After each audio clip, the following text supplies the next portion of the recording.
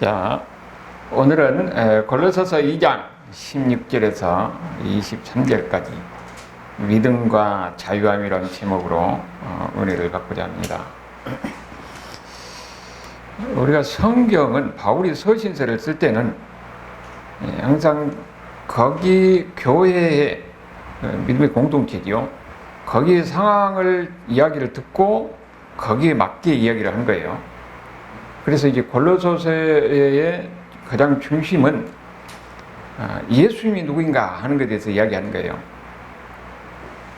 왜냐하면 예수님이 누구인가를 정확히 아는 것이 그들의 신앙생활에 아주 중요한 영향을 미치기 때문에 그런 겁니다. 그래서 골로새서에서 예수님이 누구냐? 예수님만 필요하다. 예수님의 다른 어떤 것도 거기에 대해서는 안 된다는 이야기거든요. 예수님만 필요하다. 그래서 예수님 안에서 충만해져야 한다 하는 이야기를 계속 합니다. 왜냐하면 그 당시에 예수님 외에 다른 것도 있어야 된다는 것을 자꾸 주변에서 이야기를 하니까 바울은 예수님만 저가다. 그런 이야기를 계속 지금 하고 있는 겁니다. 그것이 그 도전이 보면은 처음에는 그 당시에는 교회가 이제 막 초창기니까 여러 가지로 혼란 상황이 있을 수 있는 거죠. 그러니까 유대 교회에 있다가 예수를 믿는 사람들이 자꾸 예수 믿는 사람들, 이방인 가운데 예수 믿는 사람들 향해서 자기들이 유대교회에 있을 때 지켰던 것을 해야 된다는 거예요. 할례도 있고 여러 가지 유대인들이 지켰던 거 있죠. 그것을 해야 된다는 겁니다. 그러니까 거기에 대해서 바울이 갈라디아서에서 강력하게 거기에 대해서 반대를 하고, 그리고 믿음의 그 본질을 갈라디아서 아주 체계적으로 이야기하고 있는 거예요. 그리고 그 다음에 이제 좀 지나니까 뭐가 들어왔냐면은 당시에 그 헬라 사회에서 지배하고 있었던 헬라 철학, 그 플라톤 철학이 정교화돼 가지고 그거 영지주의로 해 가지고 교회에 들어오는 거예요. 그러니까 여기에 대해서도 이야기를 듣고 또 강력하게 거기에 대해서 반박을 하면서 그 교회의 교리를 체계적으로 이야기한 데가 고린도 전후서고 여기에 골로새서예요. 골로새서를 통해서 복음의 본질은 무엇인지를 이야기하고 있는 거죠. 그러니까 바울이 그 당시 교회 상황에 대해서 그 문제점을 이야기할 때 거기에 대해서 편지를 써서 거기에 대해서 대치하고, 또 그러면서 기독교의 교리의 체계를 세운 거예요. 그것이 각 편지입니다. 골로새서도 바로 그런 중에 하나다. 계속 강조하는 것이 오직 예수님만으로 충분하다. 우리가 이 앞에 볼 때 뭐라고 했냐면은 예수님 안에 지혜와 지식과 그 다음에 모든 부하가 감춰져 있다. 그렇게 얘기를 했거든요. 예수님만 만족한다. 예수님 안에서 충만하리라. 그렇게 이야기를 합니다. 그런데 오늘 보는 이야기는 그러면은 예수님 안에서 충만해진다는 것이 또 다른 면에 대해서 이야기하고 있는 건데, 예수 믿는 사람들에게는 자유함이 있다 하는 이야기를 지금 여기서 이야기하고 있어요. 중심적인 주제가 바로 그겁니다. 예수 믿는 사람은 예수님 안에서 자유함을 누릴 수 있어야 된다. 아까 이야기했는데 그 당시에 이 교회 안에서 지금 보면은 교회 안에서 아니고 교회 밖에서도 얼마든지 그럴 수가 있죠. 안 믿는 사람들 보면, 우리가 생각해보면 안 믿는 사람들은 뭔가 지킬 것이 많습니다. 그저께 그 유튜브에 보니까 그거 나오던데, 그 한국 사람하고 키르기스탄에 있는 고려 사람하고 이렇게 결혼을 했어요. 그렇게 결혼해가지고 거기에 이제 몇 년 만에 이제 자기 고향에 간 거지요. 그 처갓집에. 그러니까 그 하는 의식이 뭐냐면은 물을 떠가지고 푸하면서 인달하는데 물을 떠가지고 있어요. 그래서 왜 물을 떠가고 있는 거 봤더니 물을 뿌려서 애군이 나가게 한다는 거예요. 그리고 이제 또 그 다음 단계는 거기에서 또 무슨 불로 또 의식을 하던데, 불로. 그러면서 애군이 나가게 한다는 겁니다. 여러분, 우리가 볼 때는 참 웃기잖아요. 그런데 그것을 우리나라도 했어요. 우리나라도 보면 무슨 보름 때는 무엇을 해야 된다, 뭘 해야 된다. 그런데 그것이 먼 옛날의 이야기가 아니라 지금도 보면은 우리가 보면 그래도 엘리트라고 한 사람들이 무슨 무당이나 점쟁이에 여기에 사로잡혀가지고 굉장히 사기당한 사건이 많이 나와요. 왜냐면은 이것을 해야 당신이 무슨 애군이 떨어지고 그 다음에 뭐 불길한 일이 없어지고 이렇게 사람이 두려움 가운데 있어요. 예수님을 모르면은 세상에 이런 두려움 속에 사로잡혀서 이런저런 의식을 많이 합니다. 그런데 예수님을 알고 나서 예수 믿고 나서는 보니까 어떻습니까? 그런 거 다 필요 없어요. 그러니까 예수 믿고 나서는 어떻습니까? 얼마나 자유합니까? 거기에 대해 두려움도 없습니다. 그렇기 때문에 예수를 믿으면서 이런 모든 것에서 벗어나서 자유함을 누릴 수가 있는 거예요. 그런데 문제는 예수 믿으면서도 어쩌면은 자기 신앙을 나는 이렇게 신앙이 좋은 사람이다 하면서 무엇인가를 드러내려고 하는 그런 경향이 있어요. 그래서 믿음 외에 무엇을 더 나는 다른 사람보다 더 많이 한다 이런 경향이 있습니다. 그래서 생긴 것이 초대교회에서부터 뭐냐면은 율법주의가 그래서 생기는 거예요. 예수 믿는 것만으로는 부족하고 예수 믿는 것 외에 다른 것을 함으로 해서 나는 더 하나님과 가까이 있다, 더 신앙이 좋은 사람이다, 더 은혜 받은 사람이다 이렇게 이야기하는 거예요. 그것이 그때뿐만 아니라 지금도 이렇게 마찬가지입니다. 그래서 골로새서에서 그걸 지금 우리가 보는 이야기를 통해서 그 내용이 그것이 얼마나 잘못된 것인가 하는 걸 이야기하는 거죠. 그래서 들어온 것이 이 율법주의하고 영지주의가 그래서 들어온 거예요. 예수 믿는 것에 무엇인가를 더함으로써 내가 더 신앙이 있는 사람이고 더 경건한 사람이고 내가 잘 믿는 사람이다, 더 은혜 받은 사람이다. 그런데 그거에 대해서 그게 잘못됐다 하는 것을 이야기하는 건데 그 중에 하나가 보니까 오늘 우리가 16절에서 뭐라고 그랬어요? 그러므로 먹고 마시는 것과 절기나 초하루나 안식일을 이루어 누구든지 너희를 비판하지 못하게 하라 그랬잖아요. 처음에 초대교회 당시에 지금 여기 골로새 이자는 초대교회 처음에 교회가 생길 때 거기에 대한 편지를 한 거잖아요. 그러니까 여기 이야기하기 전에 처음에 뭐가 있었냐면은 할례를 받아야 된다는 거예요. 예수 믿는 사람도 유대인들이 자기가 할례를 받으니까 할례를 받아야 된다는 거예요. 거기에 대해서 강력하게 반대를 한 것이 갈라디아서에서 예수 믿는 사람들은 할례가 필요 없다 하고 강력한 얘기하는 거예요. 그리고 그 다음에 나온 문제가 우리가 봤던 여기 지금 먹고 마시는 거지요. 음식에 관한 이야기죠. 그리고 절기에 관한 이야기예요.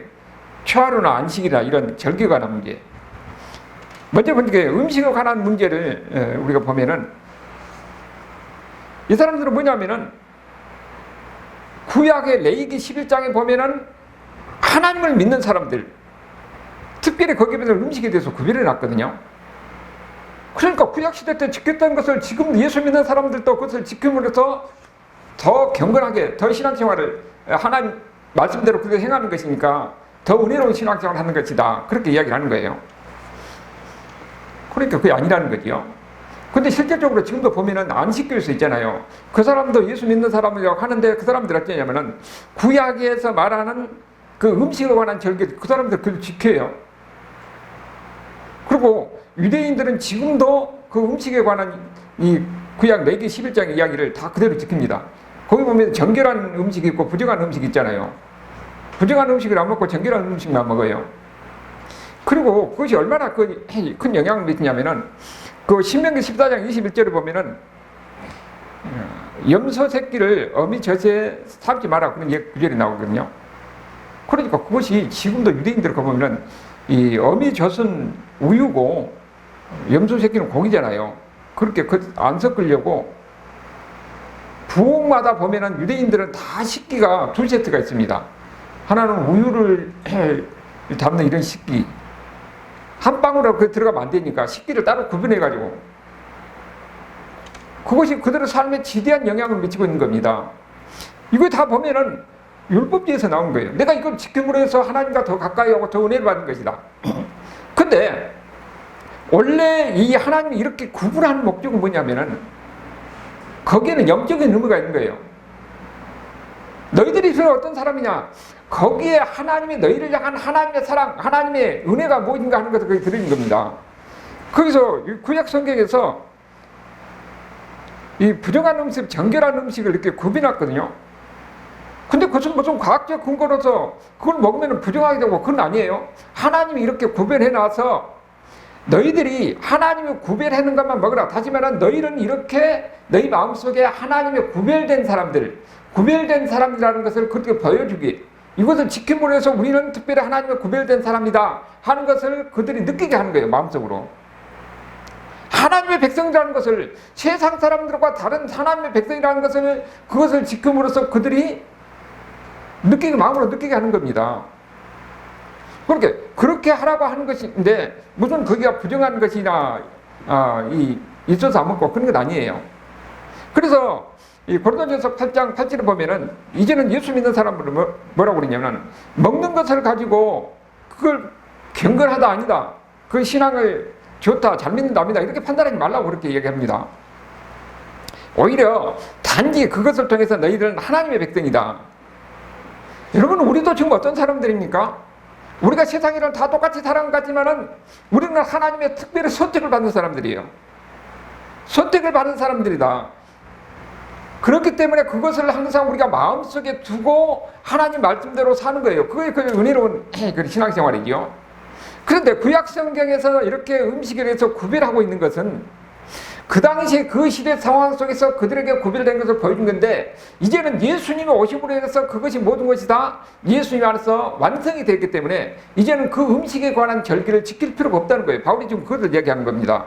이제는 예수님 오셨으니까 구약시대 그 이야기가 20절에서 그러잖아요. 너희가 세상의 초등학문에서 그리스도와 함께 죽었거든 어찌하여 세상에 사는 것과 같이 그걸 순종하느냐. 초등학문이 율법이에요. 예수님이 오셔서 십자가에서 이미 완성했기 때문에 그것은 다 이미 끝나는 거죠. 그리고 21절에 보면 그 붙잡지 말고 맛보지도 말고 만지도 말라 하는 거, 이게 다 보니까 율법입니다. 이미 그것이 예수님 안에서 다 완성이 되어 있기 때문에 그것은 이미 다 의미가 없다는 겁니다. 지킬 필요가 없다는 거죠. 그리고 여기 또 나오는 것이 뭐가 뭐냐면 날의 문제가 나오잖아요. 절기라든지 이런 게. 구약의 절기는요 항상 뭐라고 연결했냐면은 농사일하고 서로 연관이 되어 있어요. 초실절이라고 하는 것은 첫 열매를 거둘 때예요. 그 다음에 오순절은 나머지 열매를 거둔 날이에요. 오순절, 맥추절, 이 칠칠절 그렇게 이야기하죠. 그 나머지 절기를 거두는 그런 절기입니다. 그 다음에 수장절, 그리고 장막절 이렇게 하는 것은 가을에 이제 공식을 다 거둬들여서 천국에 저장하는 것이 그 수장, 함께 그대로 수장이죠. 그런데 이런 농사의 절기가 우리 구원의 일정하고 같아요. 이 초실절은 뭐냐면은 예수님이 우리의 첫 열매잖아요. 예수님이 첫 열매로서 부활하는 겁니다. 그런데 그 초실절 때 예수님이 부활하셨거든요. 그러니까 예수님이 우리의 첫 열매로서 부활하신 이 날을 기념하는 것이 초실절입니다. 우리가 부활절이에요. 부활절 지키죠. 그 오순절은 뭐냐면은 오순절, 맥추절, 칠칠절인데 아이러니하게 초실절 있고 50일이 지나가지고 성령이 그때 또 임합니다. 성령의 임함으로 해서 이제 급격하게 복음이 확산되는 그런 역사가 있어요. 그리고 이제는 그러면은 장막절이나 이 수장절은 뭐냐? 마지막 예수님이 다시 재림하심으로 인해서 거기에서 심판이 있는 거죠. 믿는 사람들을 알곡들은 다 받아들인 겁니다.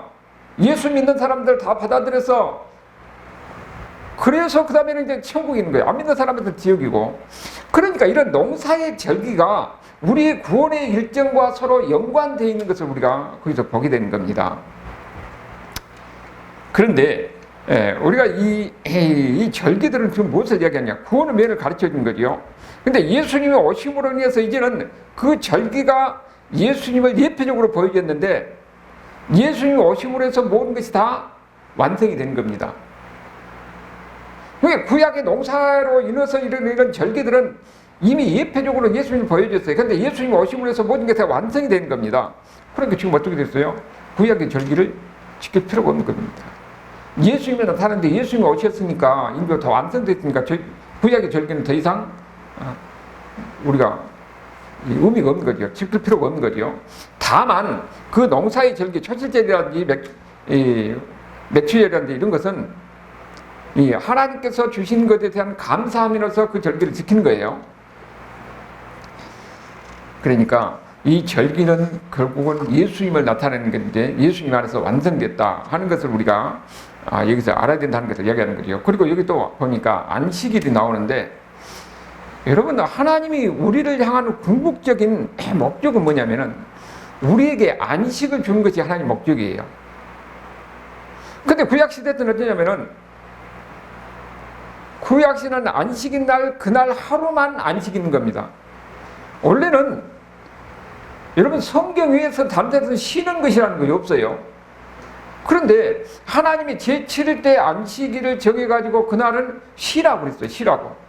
사람만 쉬는 것이 아니라 종도 쉬고 심지어는 가축도 쉬라고 그랬어요. 그날은 안식을 하는 겁니다. 쉬라는 거예요. 그런데 이제는 어쩌냐? 예수님이 오심으로 인해서는 그날만이 아니라 모든 날이 다 안식이래요. 예수님 안에서 다 안식일입니다. 단지 우리는 예수님께서 이 땅에 오셔서 안식 후 첫날 부활하셨잖아요. 그날이 주일날 부활하셨거든요. 그러니까 우리는 안식 후 첫날 주일날 그날을 주일로 지킵니다. 주일로 지키는데 그 주일이 보니까 요일서에 보니까 그날이 여호와의 날이에요. 여호와의 날은 어떤 날이냐면은 심판의 날이에요. 안 믿는 사람에게 심판의 날이고 믿는 사람에게 구원의 날입니다. 그러니까 우리는 이 안식일을 이제는 예수님 안에서 모든 것이 안식돼서 모든 날이 다 안식일이니까 이제는 예수님 안에서 우리는 안식을 누리는 사람이잖아요. 그러니까 예수님이 부활하신 첫날, 안식 후 첫날 그날을 주일로서 우리가 지키는 겁니다. 그러니까 그 안식일의 정신은 거기에 주일에도 이어져 옵니다. 안식일은 쉼이 있는 거예요. 우리가 그러니까 일 안 하고 같이 쉬면서 하나님께 예배를 드리잖아요. 근데 그 의미만 아니라 다시 오실 주님을 바라보면서 우리의 마지막 구원의 날, 우리의 심판, 마지막 구원을 바라보면서 그날 우리가 주일을 지키는 겁니다. 이거 지금 우리가 지키는 주일이에요. 바로 그런 의미로 주일을 지키고 안식일을 지킨다 하는 것을 이야기하는 겁니다. 그런데 원래 이런 의도로 안식일을 주었는데 이것을 자꾸 지금 유대인들이 율법적으로 지키려면 어떻게 지키냐면은 원래 안식일 날 그날을 쉬라고 그랬는데 그러니까 안식일 날 그러면 어떻게 그걸 지킬 것인가 해가지고 거기에 600가지 이 장로 유죄를 만들어 놨어요. 그러니까 지금은 오히려 안식일 날 하나님의 근본적인 목적은 우리에게 안식을 주고 쉼을 주는 것인데 600가지 것을 이것을 해야 안 되고 저것을 해야 안 되고 아까 21절에서 이야기하듯이 뭐 여러 가지로 막 규례를 만들어 놓은 거예요. 그러니까는 짐이 되버린 겁니다. 그래서 예수님께서 자꾸 그 유대인들을 공격하는 거지요. 원래 하나님의 근본 목적은 안식일에 근본 쉼을 주는 것인데 너희들이 오히려 짐이 만들어가지고 무거운 짐이 되게 만들어가지고 안식일의 근본 정신을 잃어버렸다고 그렇게 얘기하는 거죠. 안식일이 원래는 그 안식을 또 결국은 예수님을 버리는 겁니다. 예수님을 얻어서 그 안식일이 완성되었어요. 그러니까 안식일을 하나님께서 준 근본 정신대로 우리는 같이 기뻐하고 즐거워하고 그러면서 안식일을 보낸 거죠. 우리가 주일도 마찬가지입니다. 주일도 칠 때도 무엇을 하라, 무엇을 하지 말라 이렇게 하면은 원래 하나님께서 주신 근본적인 그 안식의 의미를 우리가 잃어버릴 수가 있는 거예요. 옛날에는 그렇게 했어요. 뭘 가서 주일날 뭘 사먹어서 해도 안 되고 뭘 해도 안 되고 하는 것이 자꾸 하지 말아야 할 것이 너무도 많이 있어요. 그러니까 잘못하면 내가 무슨 하나님한테 범죄를 짓냐 않느냐. 근데 그게 아니라는 거죠. 원래 주일은 기뻐하고 즐거워하는 날이에요. 이제 그런 정신을 가지고 우리가 주님 안에서 안식을 누릴 수가 있어야 되겠죠. 그리고 주님도 그런 정신으로 우리가 지켜야 되겠죠. 그리고 우리가 예배도 마찬가지입니다. 옛날에 예배를 드릴 때는 뭐 아무것도 못하고 딱 그 예배가 굉장히 경직되어 있었어요. 원래 근본은 예배를 통해서 무엇입니까? 하나님을 즐거워하고 기뻐하는 겁니다. 그것이 예배도 그러니까 무언가 하지 않는 것이 그것이 경건한 것이고 그것이 신앙이 좋은 것이 아니라는 거예요. 그래서 항상 우리가 볼 때는 이 구약의 모든 것은 항상 초점이 예수님을 향해서 있다는 것을 우리가 이해를 해야 됩니다. 그래야 구약의 성경을 우리가 바르게 볼 수가 있는 거예요. 여기 절기라든지 음식이라는 것이 모든 것 다 목표가 없으니까 예수님에 대해서 이야기하는 거예요. 그리고 예수님 오심으로 다 완성됐고 예수님께서 우리에게 준 것은 진정한 예수님 안에서 자유와 안식과 평안을 누리는 것, 그것이 그 목적이라는 거죠. 그러니까 우리도 예수님을 믿음으로 해서 우리는 뭐냐? 어떻게 예수님을 잘 믿는 것이냐? 하는 것이 아니라 예수님 안에서 모든 것을 이 얼무에서 벗어나서 진정한 자유함을 누리는 것, 이것이 진짜 올바른 신앙생활을 하는 것을 바울이 지금 이야기하고 있고, 오늘 우리도 또 그렇게 해야 된다는 거예요. 그리고 여기 17절에서 그것을 어떻게 합니까? 이것들은 장래 일의 그림자이나 몸은 그리스도의 것이라고 그랬죠. 구약에 먹는 것이나 마시는 것이나 아니면은 절기라든지 이런 것을 뭐라고요? 장래 일의 그림자예요. 장래 일이 뭡니까? 예수님이에요. 그 실체가 예수님이라는 거죠. 그러니까 그림자는 실체가 왔으니까 그림자는 의미가 없는 거예요. 그러니까 예수님이 바로 실체라는 거죠. 예수님 오심으로 해서 이제는 모든 게 다 완성됐다는 겁니다.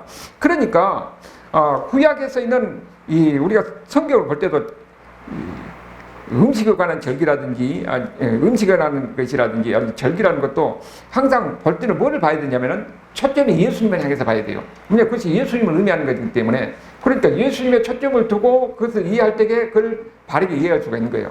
그러니까 내 얘기도 보면 아주 복잡하게 되어 있는데 어려운데 항상 그 초점이 뭐라고요? 예수님이에요.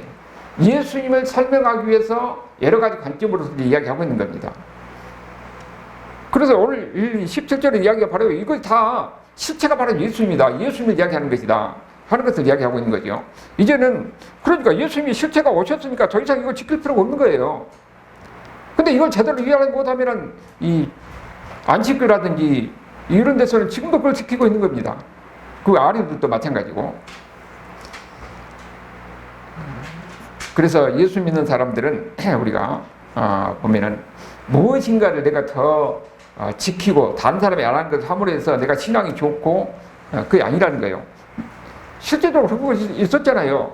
그러니까 예수님께서도 이 바리새인들에게 공격하는 게 바로 그거예요. 자기는 다른 사람보다 더 다른 사람이 안 하는 것을 더 많이 하니까 신앙이 더 좋은 사람이고 경건한 사람이라 사람들이 그렇게 그들을 바라보는데 오히려 예수님은 그들을 아주 이 독사의 자식들 아주 강력하게 그들을 비판하면서 공격하고 있는 거죠. 그리고 여기 18절에 보면은 꿈에는 겸손이라고 그랬어요.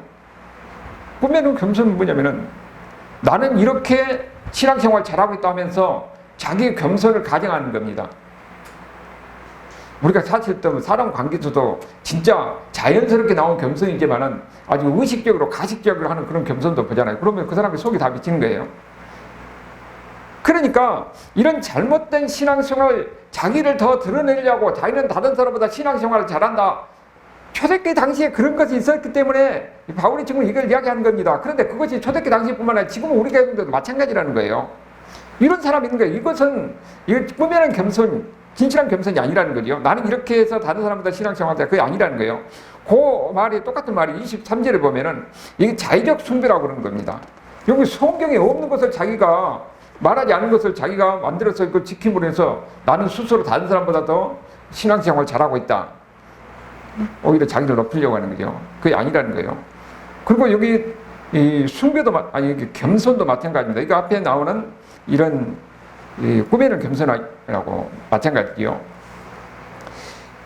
사실 이 대표적인 사람들이 바리새인들이 그렇겠어요. 그리고 23절도 그 다음에 보면 뭐라고 하냐면은 몸을 괴롭게 하는 것이라고 그랬어요. 자기 몸을 괴롭게 함으로 해서 다른 사람보다 나는 신앙이 더 좋다 하고 하는 사람들에 대해서 지금 바울이 얘기하는 겁니다. 우리가 신앙생활 할 때는 처음에는 좀 힘듭니다. 이런 과정이 있어요. 왜냐하면은 우리가 지금 살아오는 것은 인간의 그 본능은 죄적인 본능 가운데서 그것이 습관화되어 있어요. 습관화돼가지고 우리가 말하는 것도 습관화돼갖고 튀어나오는 겁니다. 이거 고치려면 상당히 힘들어요. 근데 우리는 나도 모르게 습관적으로 사는 것이 편하거든요. 근데 그 습관적으로 사는 것이 죄적인 거예요. 근데 예수님을 믿고 나서 보니까 이것이 전부 다 어떻습니까? 거의 예수님이 우리의 거울이에요. 예수님 앞에 내 자신을 비춰보면은 나는 어떻습니까? 완전히 죄악 덩어리입니다. 옛날에 미국에서 있었던 일이죠.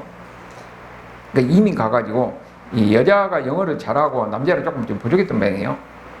그 세탁소 하는데 남자가 영어를 잘 못 알아듣고 엉뚱한 것을 많이 하고 그러니까 하여튼 그 여자가 남자를 굉장히 무시를 했어요.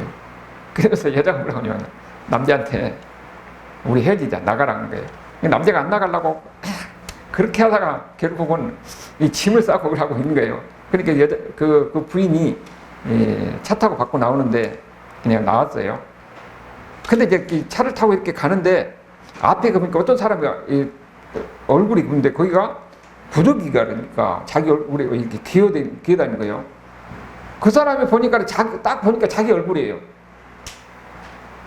하나님이 그걸 보여준 겁니다. 그래서 그때 아주 펑펑 울면서 다시 차를 돌려서 집에 가서 보니까 남편이 그때도 짐을 꾸역꾸역 꾸미고 있더라는 거예요.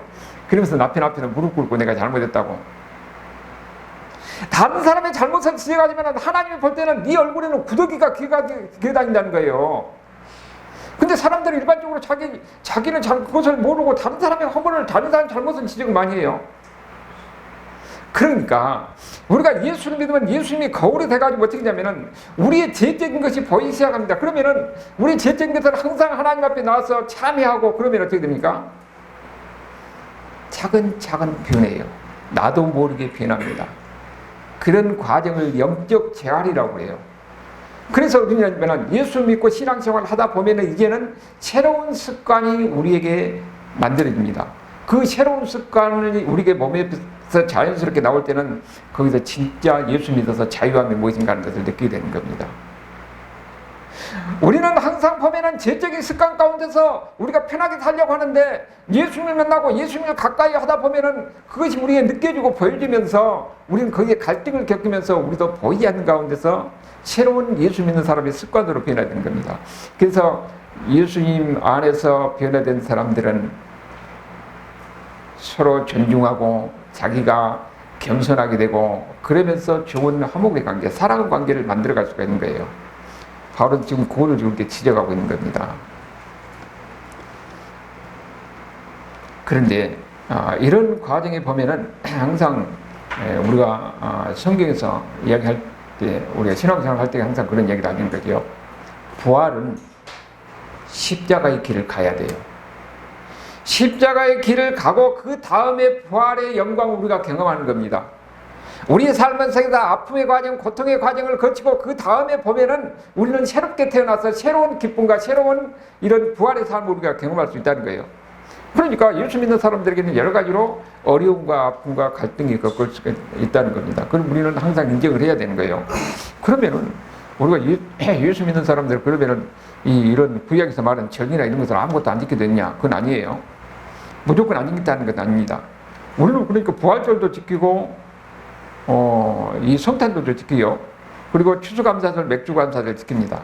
그건 이것은 뭐냐면은 여기는 이미 오신 예수님을 우리가 기념하는 거예요. 부활절, 예수님의 그 부활하심을 기념하잖아요. 그리고 성탄절도 예수님 오심을 기념하는 겁니다. 맥주절, 추수감사절도 예수님께서 주신 것, 하나님이 우리에게 주신 것에 대해서 감사하는 거예요. 이미 우리에게 준 것을 오신 예수님을 기념하면서 동시에 그 안에서 앞으로 오실 예수님을 거기에서 우리가 바라보면서 예배 드리는 겁니다. 그리고 감사하면서 그 절기를 지키는 거예요. 여기에 주일도 마찬가지입니다. 주일도 어떻게 하면 우리가 하나님의 영광이 되게 할 것인가? 구약에 있은 같이 이렇게 율법적으로 뭐를 하지 마라 하라 하는 게 아니라 그것이 하나님의 뜻 안에서 우리는 어떻게든지 행복한 삶을 찾으려고 이렇게 노력해야 되는 거죠. 그런 의미에서 우리가 지키면은 주일도 기쁨과 즐거움으로 지킬 수 있다 하는 겁니다. 우리가 신앙생활 할 때서 항상 우리가 대표적으로 말하는 것이 뭡니까? 술, 담배 이야기를 많이 해요. 근데 내가 옛날에 그 성당에 가서 보니까 성당에서는 다 예배를 드리고 나오면은 신부가 앞에 나와서 그 배웅 인사를 하잖아요. 근데 신부는 앞에서 담배를 피면서 이 성도들이 이렇게 서로 인사하더라고. 성도들이 담배 피는 데는 한 번도 못 봤거든요. 그런데 신부는 앞에서 담배 피면서 잠깐하고 그렇게 이야기하더라고요. 그래서 희한하다 했는데 사실 우리가 뭐 담배 피는 것이 그것이 그 사람의 경건을 나타내지 않습니다. 그리고 술도 마찬가지예요. 아니 예수님이 가나 혼자한테 술이 떨어지니까 최고급으로 술을 만들었잖아요. 그리고 이 미국 같은 데서 보면은 이 목사들이 술을 먹는 것도 이렇게 자연스러워요. 근데 우리나라에서는 목사가 술을 먹었다고 그래가지고 이 저쪽 어디 교회는 아주 목사를 쫓아내라고 그러더라고요. 그런데 문제는 그것이 덕이 안 되니까, 지나치게 하는 게 지나치면 덕이 안 되니까 그런 거예요. 선교사님들이 우리나라에서 와서 보니까 농한기 때문에 매일 술 먹고 싸우는 거예요. 그러니까 예수 믿는 사람들 이거 하지 마라 그래서 안 하는 것이지 원래 그 자체가 나빠서 하는 것은 아니에요. 아니 그러잖아요. 우리가 보면은 이 신앙생활 할 때 나름대로 하나님의 은혜 안에 있으면 술을 절제할 수가 있는 거예요. 그런데 예수 믿는 사람이 가서 이 술 먹고 싸우고 하면 우리가 덕이 안 되니까 그래서 선교사들이 금지했던 겁니다. 근데 그것을 가지고 그 사람이 신앙이 좋냐 안 좋냐, 아니 술 먹는다고 해서 그 사람이 신앙이 안 좋냐, 그게 아니라는 거예요. 그러니까 판단하지 말라는 겁니다. 그리고 우리가 또 보면은 기도하는 것도 마찬가지예요. 기도하는 것도 여러분 금식 기도를 막 했다고 그 사람이, 물론 우리가 금식 기도하는 것은 우리 신앙생활에 중요한 것이고 또 금식이 우리에게 흉악의 결박을 풀어준다고 그랬잖아요. 그리고 예수님도 금식을 하셨고 금식도 강조해요. 그런데 금식을 몇 번 하고 40일 금식을 몇 번 하고 했다고 해서 그 사람의 이 신앙을 그걸 보증해 준 것은 아니라는 거예요. 그거 갖고 판단하지 말라는 겁니다. 혁비나타는 할 수도 있고 아니면 안 할 수도 있는 거예요. 우리가 기도할 정도도 마찬가지입니다. 아니 저 사람은 기도를 2시간 3시간 하는데 너는 왜 기도를 10분밖에 안 하느냐. 물론 10분 한 것은 문제가 있지요. 그러나 기도를 많이 하는 것까지 가지고 그 사람의 신앙생활을 판단하는 것은 아니라는 겁니다. 우리가 외형적인 것을 가지고 그 사람의 경건생활, 그 사람의 신앙생활을 판단하지 말라는 거예요. 오히려 하나님 안에서, 예수님 안에서 진실로 그 사람이 신앙생활 하면은 그 안에서 자유함을 누리고 있어야 되는 거지. 그러니까 단지 우리는 그것이 믿음에 방해된 것이다 하면은 얼마든지 그럴 수가 있어야 되겠지요. 그런데 예수 믿는 것은 우리에게 무엇을 하고 안 하고 해서 그 사람의 신앙이 좋고 그 사람이 경건한 사람이다 그렇게 판단하는 것이 아니라는 겁니다. 오히려 예수님은 오히려 우리에게 예수 믿는 것 자체는 모든 업무에서 우리가 벗어나서 자유함을 주는 것이고 신앙생활 하는 가운데서도 무엇을 하고 안 하느냐 하에 따라서 그 사람의 신앙생활을 판단하는 것은 아니라는 거예요. 단지 우리가 신앙생활 하려도 하다 보면은 하나님의 말씀이 있고 또 무엇이 경건한가 하는 것을 우리에게 가르친 것이 있기 때문에 그것을 하려다 보면은 영적인 훈련 과정이 있는 거죠. 그 과정에서 아픔이 있고 어려움이 있는데 그 과정을 지나면은 진짜 예수님 안에서 자유와 또 기쁨이 무엇인지를 우리가 누리게 된다는 겁니다. 그래서 여러분도 이런 가운데서 신앙생활 하면서 예수 안에서 진짜 자유함을 누릴 수 있는 이런 은혜가 있기를 주님으로 축원합니다. 아멘.